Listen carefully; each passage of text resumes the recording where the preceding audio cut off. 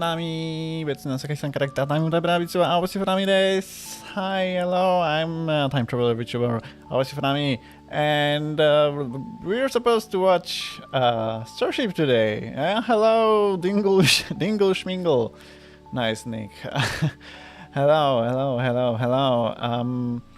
So as it seems, the SpaceX stream is still not on, but it's supposed to be on in just about right now.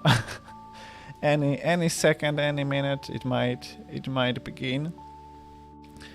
So I think this is first time me actually doing a stream of me watching the stream of their lunch, of any lunch actually. So there they go. So now we have two different BGMs. That's not good probably. So for now let's ignore my own. Let's make it a bit that should be good.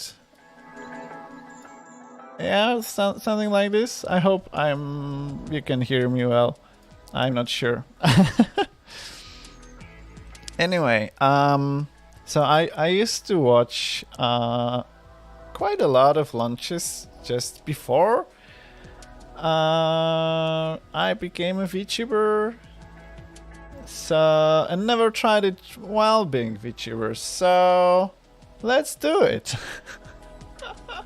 Let's just do it. I think I will be taking this opportunity to get up to date, because yeah, I'm pretty behind what was happening in SpaceX, in space travel recently. So I think like while waiting for the actual launch to begin, which should be in around 45 minutes from now, I can Google a bit, maybe I can learn something from you, and yeah, just get up to date with what's happening. So what I know for now is that Spaceship, the biggest rocket there, I'm right? Like I think I'm right that it's the biggest one. So what I think is what I know is that today it's going to be its first orbital test. So it's been a very long journey for SpaceX, and today it's a big day, I think. I think I'm accidentally streaming quite a big event. So I remember like a first orbital flight of Falcon Heavy, which I watched. That was funny. Even like we watched it together in a bar. There was a TV. it was like a gaming bar where there are consoles and board games, etc. So instead of playing games, we chose the biggest TV, and we launched a SpaceX stream on it. So, and we cheered it to go, and it went just okay. Okay, something's happening on stream. So yeah, today I'm alone here, and they they chose quite a nice bit. Nice compilation. They chose the spicy beats.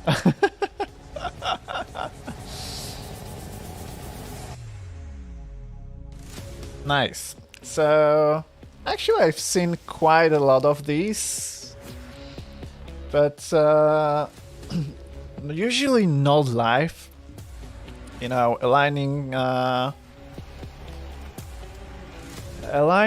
your time zone with the actual streams when they launch rockets in US while you're not in US isn't that easy. Like before I was in Europe, now I'm in Japan.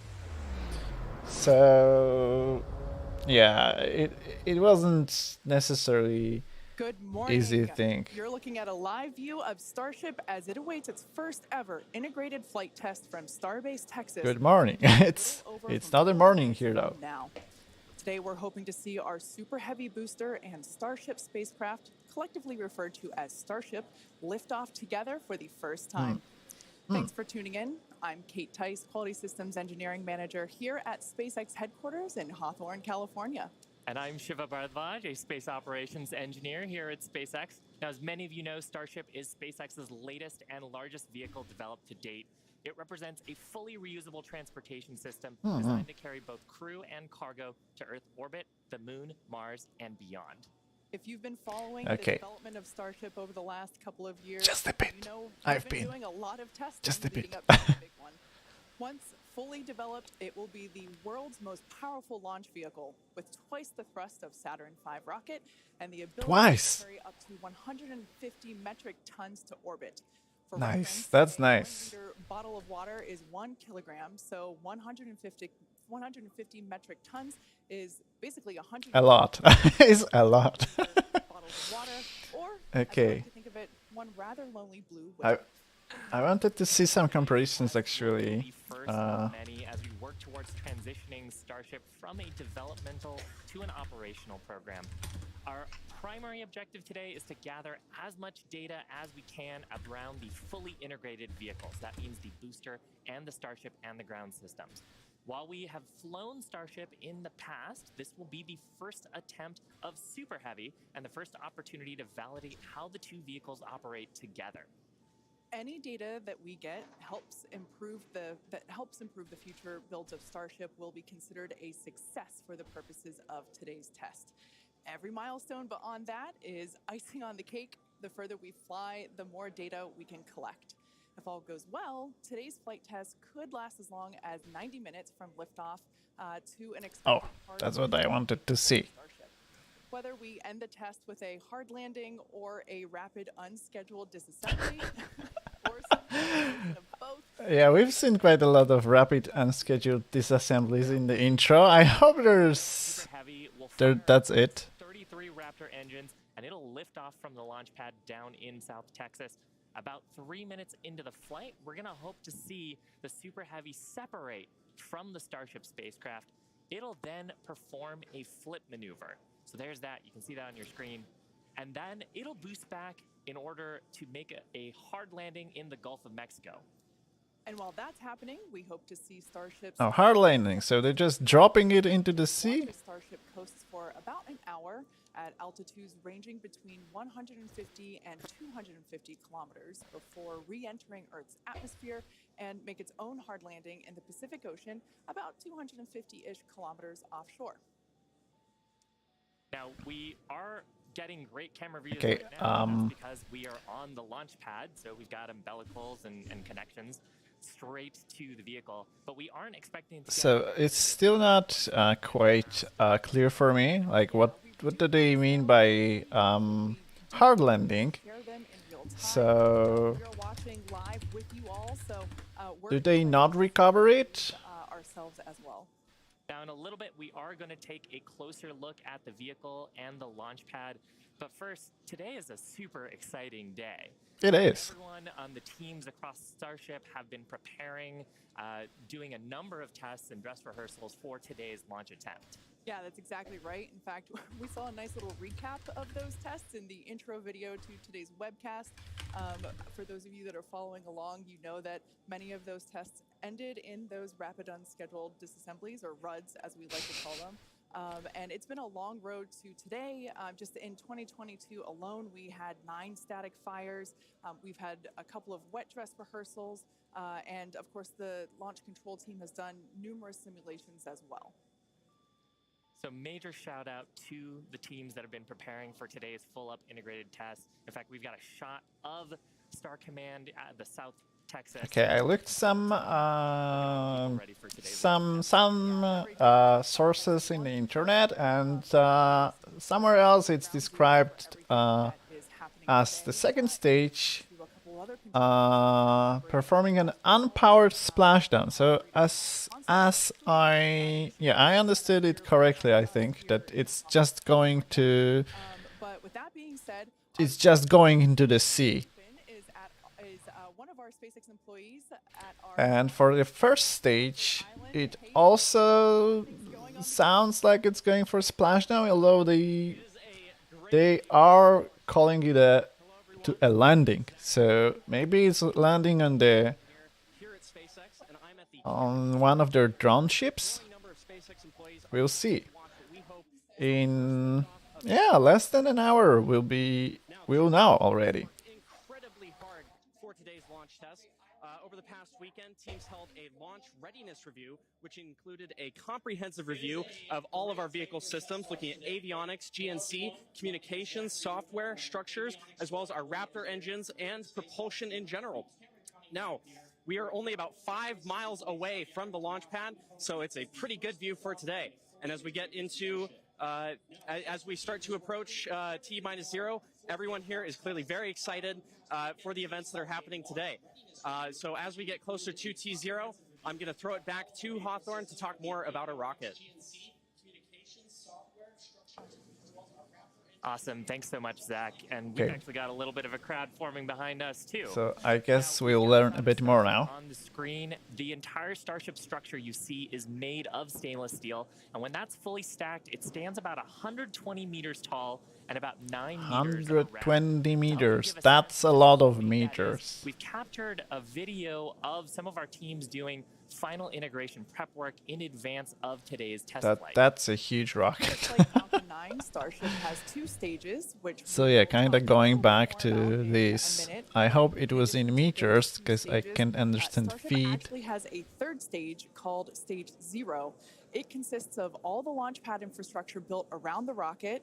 You can see a great view of it there on your screen. It's truly an engineering feat in its own right. And I feel like it's something we don't talk about very often. There's a lot of infrastructure that goes into fueling and preparing the launch vehicle before a large test like this, really any launch. Now, let's talk about Super Heavy. The name says it all. It's super, it's heavy, it's super heavy. It goes by some other names. The first stage... That's quite an explanation. Super Heavy will be the vehicle responsible for powering Starship against that mighty gravitational pull we've got here on Earth. And when it's fully operational, it's going to get Starship to orbit. The booster alone stands about 70 meters tall and is about the same height as a fully integrated Falcon 9, but with a diameter roughly 2.5 times that of Falcon 9 and with 33 much larger engines. Yeah, and having those engines, and oh my gosh, I love this shot. Damn. Looking up so many engines. at the 33 engines on the booster. Those are each of the Raptor engines that's going to power today's launch attempt. Yeah, this is an incredible view. One of my favorite views that we're going to get today. We don't. Yeah, it is indeed a nice view. Like thinking about normal rockets, they don't have so many. The paint markers. This looks crazy. There are 33 of them. So there's a lot of fire that's going to be coming out from those engines in just over 31 minutes from now. As we mentioned before, there are 33 of them on the Super Heavy, the booster, and we don't see it right now, but the cluster in the center are the ones that are actually going to gimbal and help steer the booster back down for its water landing in the Gulf. Yeah, and they're a little bit different, Kate. Okay, now they called it a water landing, So actually. on Falcon, we use a gas generator cycle. Here's a fantastic shot, actually, at the inner stage, so we can see the 6 engines that are on the ship side, 3 gimbaling in the middle, and then the vacuum engines. You can see 2 of them, and the other ones on the other side of the cluster in the middle here. So Raptor's a little bit different. It uses Oh, by the way, I forgot to post we basically pre-burn to both post post a tweet saying that I'm streaming, I'm here. And higher efficiency on these engines than on Falcon 9. Now, Super Heavy also has 4 grid fins to assist with orienting itself during the return back to Earth, as today is the fully integrated flight test, and the first one, we're focusing on safely testing just the fundamental systems and operations on the vehicle. So what that means is we won't be attempting to land on land today. Instead, Super Heavy is going to be making that hard water landing in the Gulf. Okay, hard water landing. Okay, now they're calling it by its name. They're not landing. Water landing is not a landing. Like, where's the land in the landing when they just splashing into the water?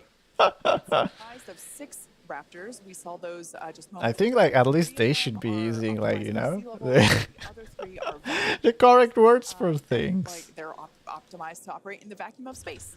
They provide a maximum of 258,000 tons of thrust in vacuum. The spacecraft is also outfitted with 4 flaps to help aerodynamically control the vehicle's attitude during atmospheric flight. And Okay, I posted a tweet. location. You can see Maybe someone says it. I don't know, like with new Twitter rules saying that you won't appear, blah blah blah, if you're not verified, blah blah blah. I don't even know how it works now, but Fortunately, gravity at both of those destinations is not nearly as high as it is here on Earth. On Mars, it's about a third of what Earth's gravity is, and on the Moon, the gravity is just a sixth of what it is here. So Starship can take off in both of those cases without needing the Super Heavy booster like we need here on Earth. Now, for today's test, Starship does not have its landing legs attached, and that's because we aren't going to be attempting to return to the launch site or land on land. It's going to be so I guess like this is mainly to test if it can properly orbit. And yeah, I guess like the next test will be with not only orbiting but also landing. The hex-shaped tiles, I don't know. These ones that we have here. Oh, this is cool. Make up about 2/3 of the vehicle. There's a couple of different geometries. The one that I have is for the circular portions of the vehicle, so it has this curvature to it. And the one that Shiva has. Yeah, this kind is a hexagonal shape, and there's several thousand of these all across the body of the Several thousand! That should be hard to... That must be hard to manufacture. I remember like how was it called? Yeah, one thing that's really cool about damn. When they're talking to me, I'm trying to talking to you. The easy things just disappear from my head. What's it called? The space launch system? No, the space launch system is a new thing, right? In-house at what we like to call the SpaceX bakeries, and they're located in Texas and Florida. Come on. So it's something that we designed and build in-house, and like we said, there's thousands of them. You can kind of see them on the exterior of the vehicle. How it's called? So the famous decommissioned thingy. 27 minutes and 18 seconds. So space shuttle. That's what I forgot. The space shuttle. So I remember that it was a big problem of space shuttle that it was covered with so many tiles that were getting damaged, and there had so many different shapes. It was hard to just maintain it in shape after every flight. So this is also covered in so many like protective shields in different shapes. It's getting kind of similar, but maybe there are not so many shapes. Oxygen in space to support combustion. We have to bring our own. A little bit of a recap. We did the go, no go poll at T-minus 1 hour and 45 minutes. And once the team gave their goes, we polled about 20 folks. We started loading propellants onto the booster at T-minus 1 hour and 39 minutes. And at T-minus 1 hour and 22 minutes, we began propellant loading of the ship, the second stage on Starship. Now, LOX loading of the second stage main tank is almost complete right now, but we'll actually stretch it out and wrap it up and finish at T-minus 5 minutes. And then at T-minus 3 minutes, as the booster finishes loading, the vehicle will be fully loaded with just over 10 million pounds propellant. Now, currently in the countdown, we've just passed the T-minus 26 minute mark. The good news is weather's looking good. You can see the blue skies there on the camera views from the drone. The only thing we're watching is winds. They are within limits at ground level. We expect they may pick up a little bit as we get farther into the window should we need to go that far. So the weather actually really looks perfect. Good. Yeah. It also is looking pretty good. We've moved almost all the boats out of the keep out zone overnight. We are working one, but we're still underway. And right now, as a reminder, if for any reason we do not make our test flight today, we have backup launch windows. This could be either 24 or 48 hours after today, and it'll depend on how far we get into the countdown. So they're quite soon. If they don't fly today, they can fly tomorrow or the day after tomorrow. That's okay. Capable of carrying a huge amount of cargo and a lot of people to orbit and have a pretty quick turnaround. The idea is to effectively reuse launch vehicles just like airplanes. Crowd is getting excited here. What is this commotion about? Mission control, as you can hear. Now, imagine if you had to wait for a new airplane to be constructed every time you wanted to fly. You'd rarely go anywhere, and it would probably be completely unaffordable for most of us. In order for us to get to Mars and back with lots of people, multiple times, reusability is a must. Now, in the near term and a bit closer to home here on Earth, Starship will be critical to other programs as well. Once it's operational, Starship will deliver the full-size and upgraded version of our Starlink satellites, and that's super exciting because the next-generation satellites represent a step forward in Starlink's capabilities and will provide more bandwidth and increased reliability to connect millions of people around the world with high-speed internet. And of course, Starship will fly a number of human spaceflight missions in the lead up to our first missions to Stream Mars. is okay. Entrepreneur and pilot Jared Isaacman will command the first human spaceflight on Starship as part of the Polaris program. Jared served as a commander for Inspiration 4, the first all-civilian mission to orbit. Inspiration 4 launched aboard our Dragon spacecraft and Falcon 9 in September 2021, raising over $240 million for St. Jude Children's Research Hospital. The first human spaceflight on Starship will launch as part of the Polaris program, and you can learn more about that series of missions at polarisprogram.com. Now, our first Let's check it then. polarisprogram.com. will be led by Japanese entrepreneur Yusaku Maezawa, also known as MZ. MZ flew to space for the first time in December 2021, he purchased all of the seats aboard Starship's first lunar mission in order to give artists and creators from all over the world the opportunity. Oh, I almost forgot about it. What they will create in space will further inspire all of us here back on planet Earth. Now, over 1 million. I wonder if they already chose the people. I remember the everyday astronaut wanting to. He's here. So they chose the crew. Wow, I missed that news. Sounds like, yeah, he must have been like, oh my god, I'm flying. That's impossible. And I missed that. He's actually going. Nice. And Akiko will be among the first women to fly around the moon on a Starship. The Titos joined the mission to contribute to SpaceX's long-term goal to advance human spaceflight and help make life multiplanetary. SpaceX is also incredibly honored to be part of NASA's Artemis program to establish a sustainable presence on the moon to prepare for missions to Mars. Starship's early test launches, followed by those regular Starlink deployment missions and propellant transfer demonstrations are directly advancing NASA's Artemis program, along with SpaceX's ongoing mission to make life multiplanetary.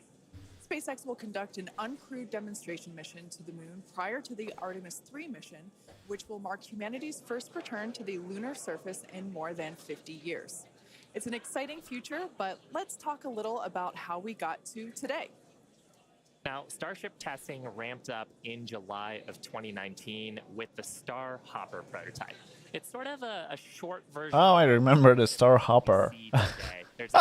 Yeah, that was it. The lovable water tower. Now, standing at just over 18 meters tall, the Star Hopper had a single engine and was test flown to perform landing and low-level altitude maneuvers. Starship's initial flight test was a hop that reached about 20 meters in altitude.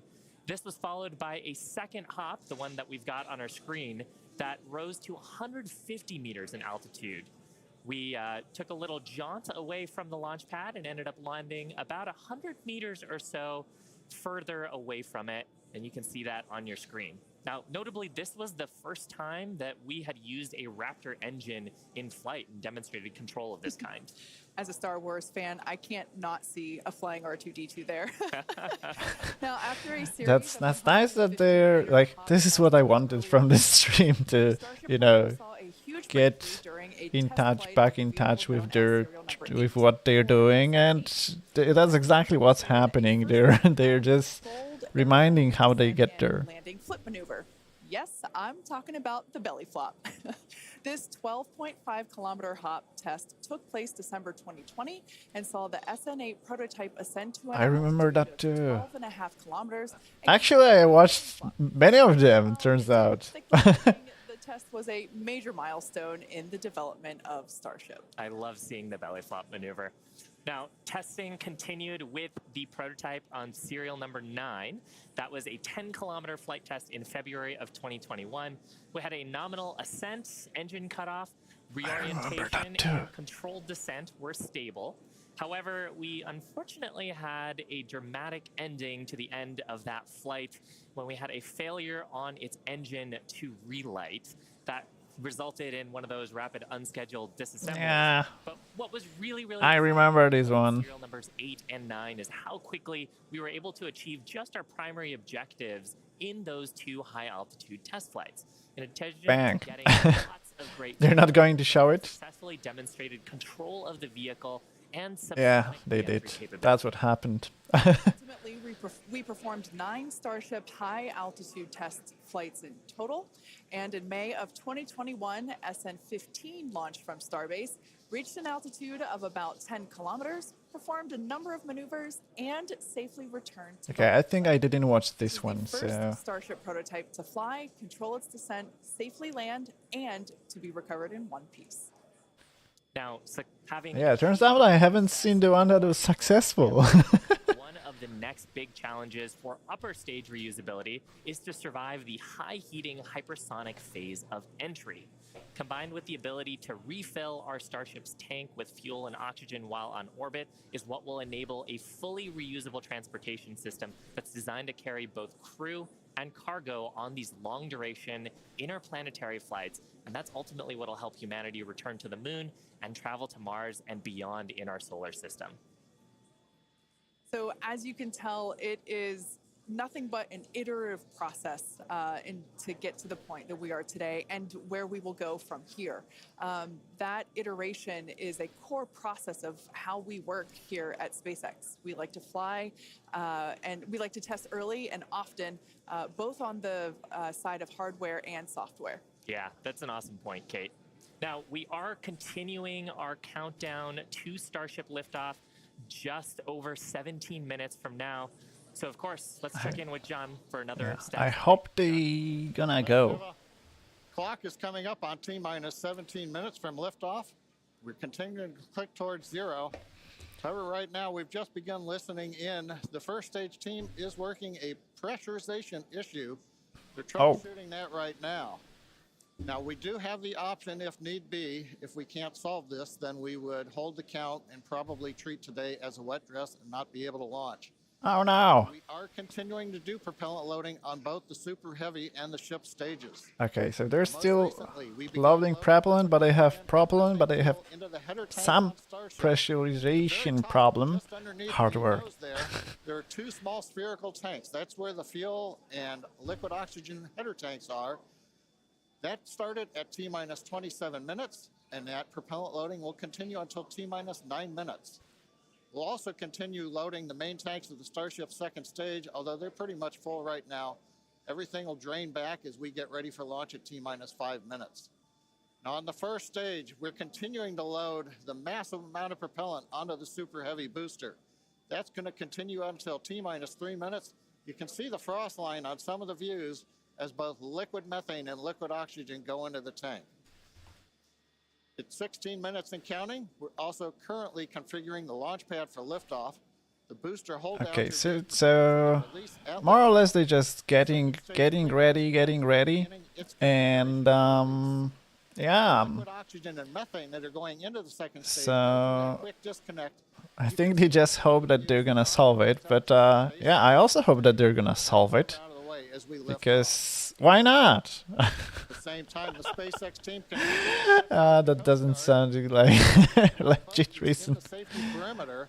They are But working to yeah, load out of the way. I hope they have it solved and they just fly. We're down to one. Like, if the launch were to happen tomorrow, Proceed with launch out I over might the not have time to do it tomorrow. reminder, T-minus I want 15 them to fly today. counting. We are working an issue on the first stage, and we'll bring an update as we get more insight into that issue. Yeah. Also, like, so since they stopped talking about what's happening, I might talk a bit myself. Like, usually up to now, I've been watching either just the regular streams, the official ones, or I was watching the Everyday Astronaut. But since I'm in like a VTuber, V-Realm, I found someone, actually two VTubers who also cover flights. So one of them is a Japanese VTuber called Usui Kriya. So Usui Kriya-san, she's covering like so many different things. Like, that's crazy. That's actually crazy how many different launches she's covering. Way more than the Everyday Astronaut does.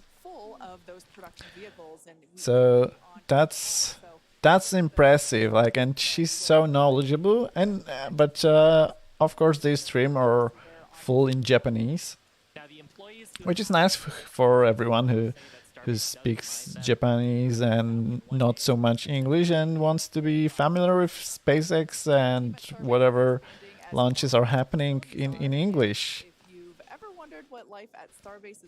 And also, it was a bit of a letdown when it comes to coverage that Everyday Astronaut didn't cover the Japanese H3 rocket. Like, it might not be as fancy as SpaceX and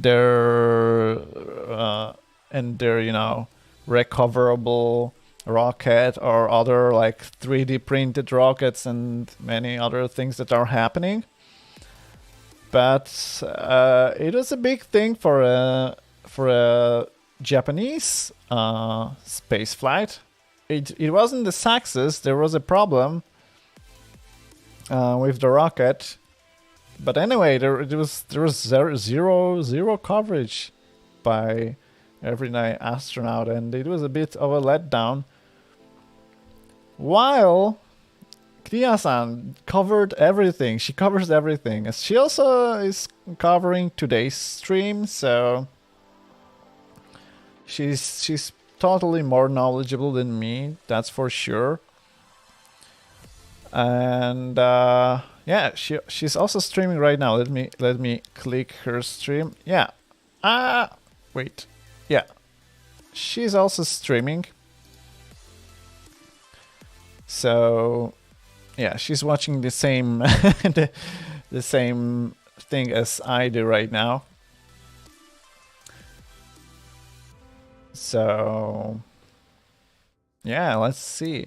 Directly employs more than I wonder what was the nick of one more VTuber who's also covering space launches. Let me just quickly look for them. I am following them, that's for sure. But I might not remember the nickname. I hope it's, you know, it's something that I will recognize, that they're doing it, that they're covering space launches. But I'm not sure. Here goes my follow of Korea-san. But when did I follow them? I don't know. Before, after, when it might have been. Yeah, it was definitely after her. Dang, I don't know. I don't know. I might not be able to find them. Or maybe I forgot to click follow. That's gonna be a letdown if I did that. You can really feel the energy here at South Padre Island as more of the SpaceX team have gathered. We're standing just over 5 miles away from the launch mount, and so from here we've got a very nice view.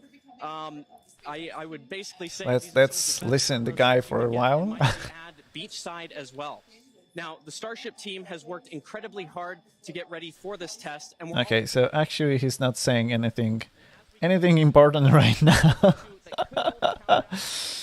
So let me get back my own BGM a bit.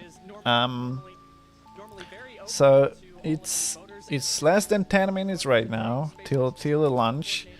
Let's see if they're going to fly. I hope we'll get an info soon whether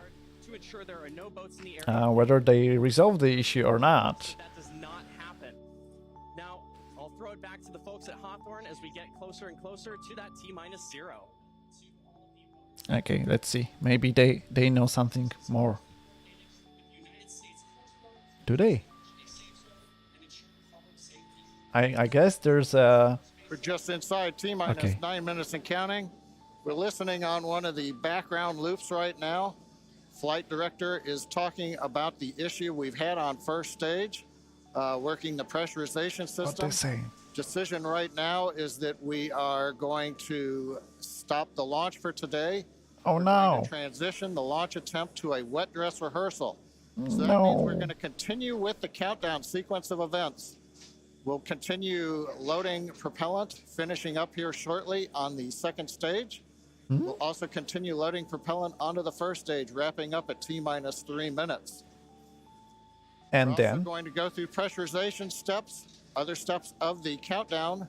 This will be a full validation for the team, but currently the plan right now is we're waiting for final word, is that I think at T-minus 10 seconds, we will finally stop the clock and then recycle the countdown for today. Okay, so they're going through the whole cycle, everything that should lead up to the launch. On both the first And see the Starship second stage with the heat yeah, they're going to carriage arms abort the flight You can see the condensation 10 seconds around the before first stage tank as T0. we get liquid methane, the liquid So- oxygen into the large super heavy first stage. And that Yeah, propellant is okay, continuing that's until that's 3 minutes. that's interesting. As a So reminder, there's it our serves group as a backing up at the as a way for them to Raptor confirm that everything else is just okay. They're going through the whole cycle, everything that leads up to the launch usually. And adjust the course of the yeah, Starship and vehicle on the way up, and of course the first stage we'll as it comes see back down towards the water landing. if the decision holds. Like what I understood from what the guy said is that the decision is made, that they're going to We'll have just to over halt 10 to liquid stop the propellant on launch, board. but just a bit later. But the decision is By probably T-minus made. 7 minutes, we're continuing to count. Team is preparing for the hold and scrub at T-minus 10 seconds.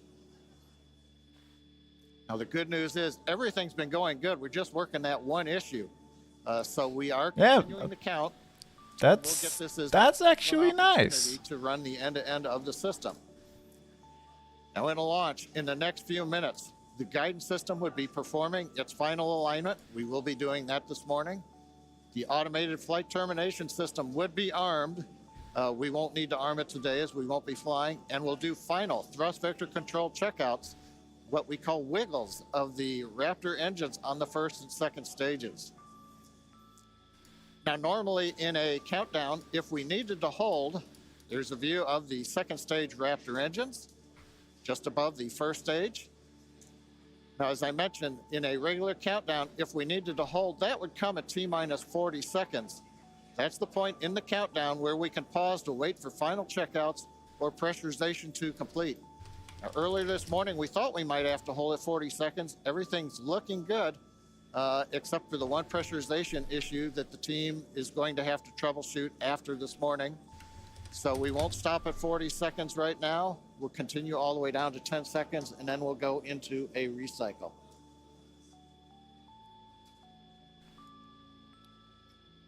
Okay, so that's it for today.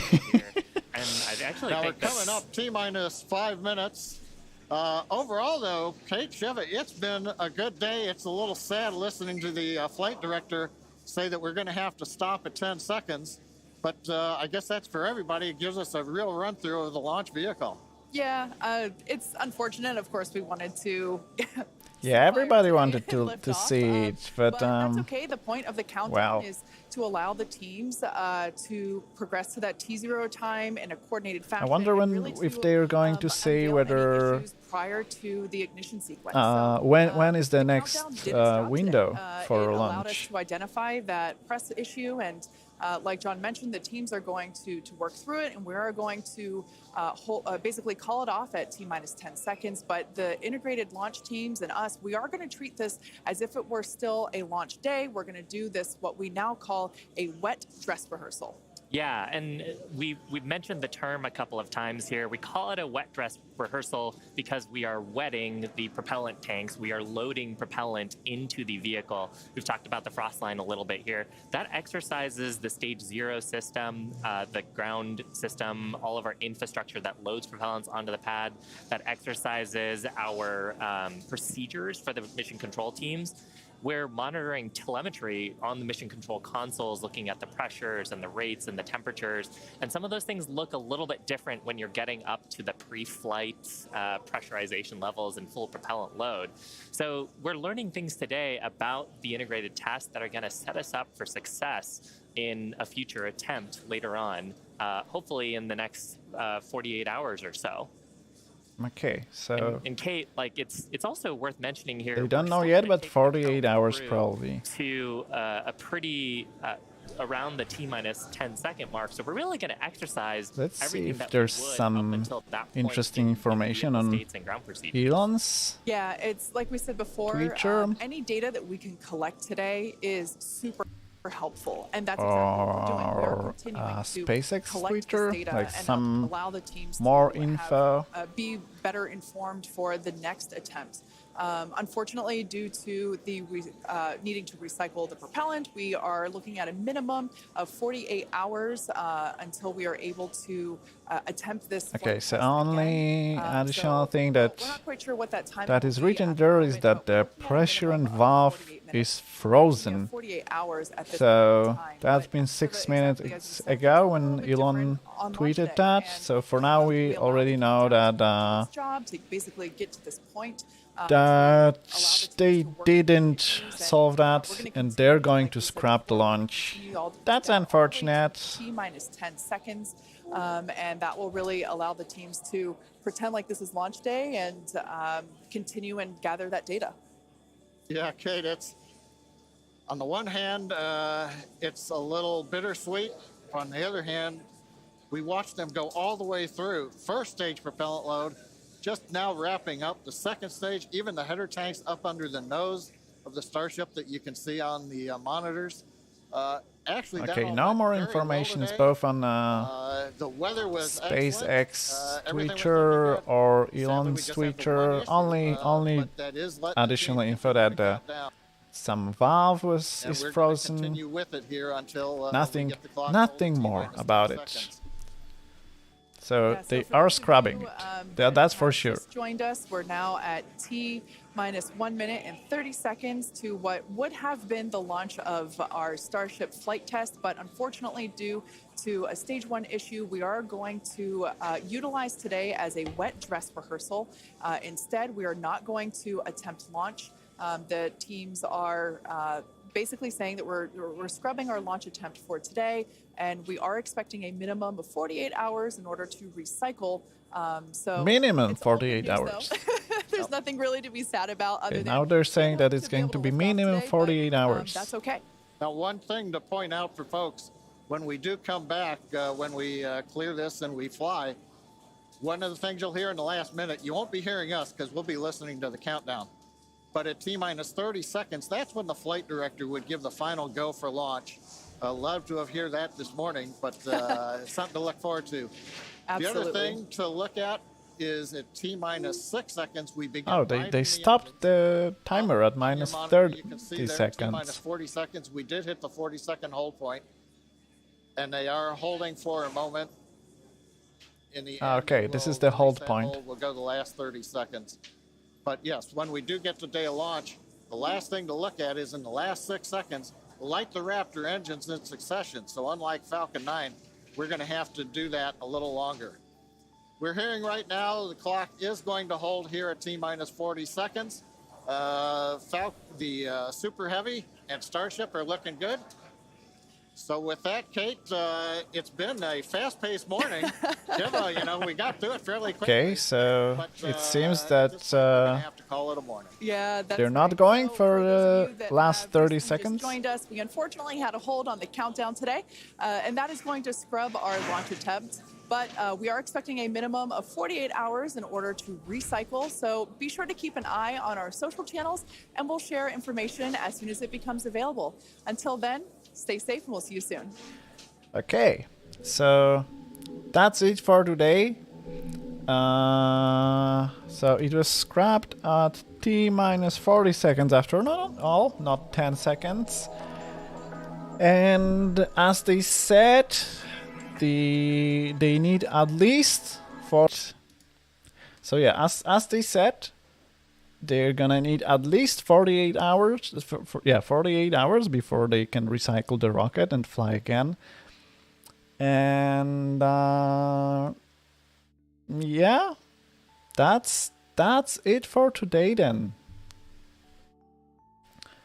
So I think I'm also going to scrub this stream, and yeah, see you next time. Maybe in 2 or 3 days they're going to fly. I'm not sure. I might have plans on Thursday. Yeah, I have plans on Thursday that are not the streaming plans. So if they decide to fly Thursday morning, yeah, I won't be able to cover it. If they're going to also fly at a completely different hour than 8 a.m. or maybe a bit later their time zone, then yeah, I might also not be able to cover it. We'll see. So that's it for today, and see you probably tomorrow. I'm doing the stream tomorrow. It's gonna be either Kirby stream, the Kirby and the Forgotten Land stream, or a collab, but most likely it's gonna be just solo Kirby. Just watch my Twitter and everything is there. Thank you for today, and bye.